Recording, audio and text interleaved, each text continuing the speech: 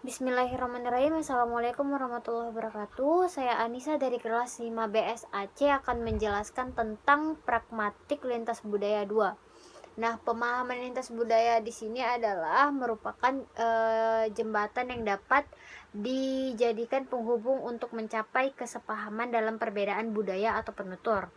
Bennett dan Allen 2003 menyatakan bahwa pemahaman lintas budaya ini merupakan kemampuan yang dimiliki seseorang untuk bergerak dari sikap etnosentrik menuju sikap menghargai budaya lain, sehingga menimbulkan kemampuan untuk dapat berperilaku secara tepat dalam budaya yang berbeda. Pemahaman lintas budaya ini merupakan kemampuan untuk mengenali perbedaan budaya, membuat interpretasi yang benar dan bereaksi dengan baik terhadap orang atau situasi dalam komunikasi di suatu komunitas. Nah, komunikasi ini bertujuan untuk menyampaikan ide, perasaan, dan gagasan. Dalam komunikasi terdapat pesan yang ingin disampaikan oleh pembicara kepada lawan bicaranya. Nah, dalam komunikasi ini tidak selamanya berjalan dengan lancar, sehingga pesan yang disampaikan oleh pembicara tidak dapat diterima dengan baik oleh lawan bicaranya, bahkan dapat menimbulkan kesalahpahaman dalam dua belah pihak. Peran interpretasi ini terhadap makna antara pembicara dengan lawan bicara tidak bersifat absolut, sehingga pemahaman terhadap makna yang dihasilkan harus didasarkan pada konteks. Kurangnya pemahaman tentang konteks inilah yang dapat menyebabkan gagalnya komunikasi dan tidak tersampaikannya pesannya dengan benar. Oleh karena itu, seseorang tidak hanya dituntut untuk mampu memahami dan menghasilkan bahasa yang benar secara gramatikal saja, tetapi dia juga memiliki kemampuan untuk menggunakan bentuk bahasa sesuai dengan tujuan komunikasinya. Nah, di dalam masyarakat yang berbeda, orang-orang tidak hanya berbicara dengan bahasa dan dialek yang berbeda saja, tetapi juga cara bicaranya juga berbeda. Menurut Brown dan Levinson 1987, masyarakat itu memiliki pilihan menyelaraskan hubungan dengan menggunakan tutur sapa dan nilai-nilai yang berbeda untuk mengatur kekuatan, jarak, dan tingkat komunikasinya. Seperti bahasa Inggris Amerika itu adalah salah satu contoh dari rasa hormat simetris. Nah, sebagai lawannya adalah bahasa Cina yang menyukai rasa hormat. Nah, jika masing-masing penutur tidak mengenal perbedaan budaya pada lawan bicaranya, maka komunikasi lintas budaya ini sering kacau penggunaannya.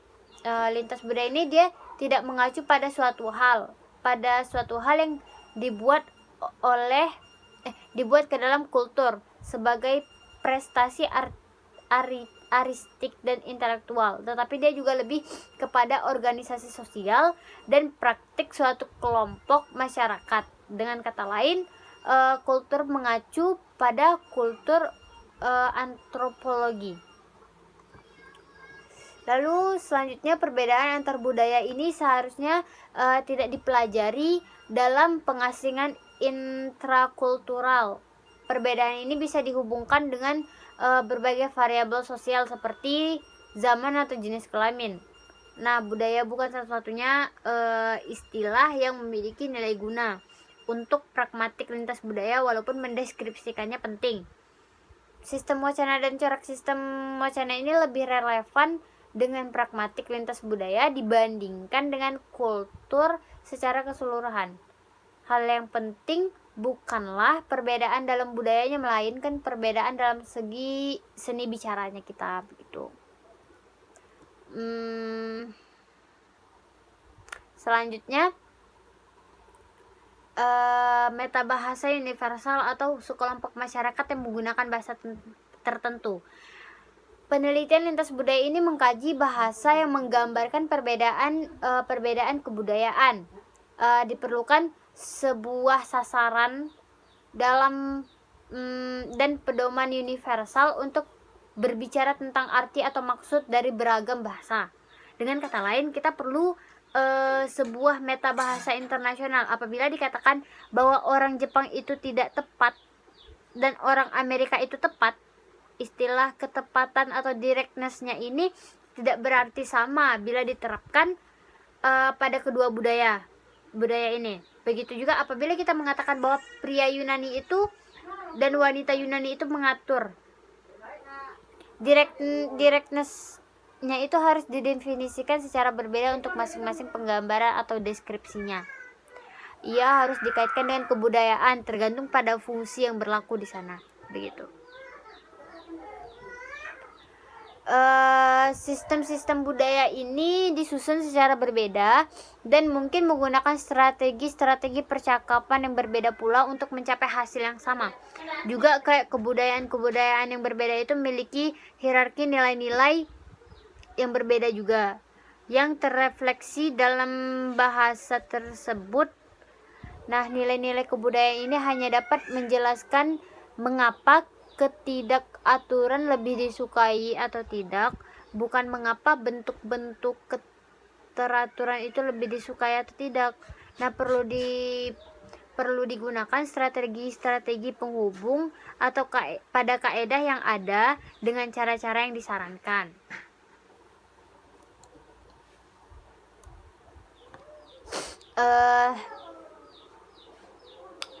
Hierarki penyusunan nilai ini bukan sebuah tugas yang mudah, kayak seperti perbandingan yang tidak jelas pada keramahan, sopan santun, otonomi, antidogmatisme, kebudayaan yang tidak mencakupi.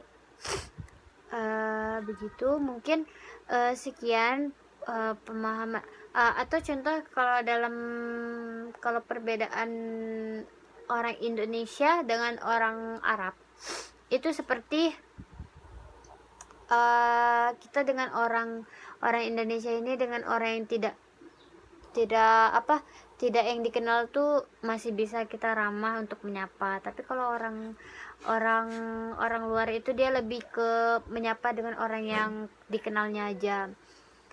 Atau juga seperti orang Arab, dia menggunakan wangian itu dengan wangian yang menyengat. Nah, kalau orang Indonesia ini lebih ke wangian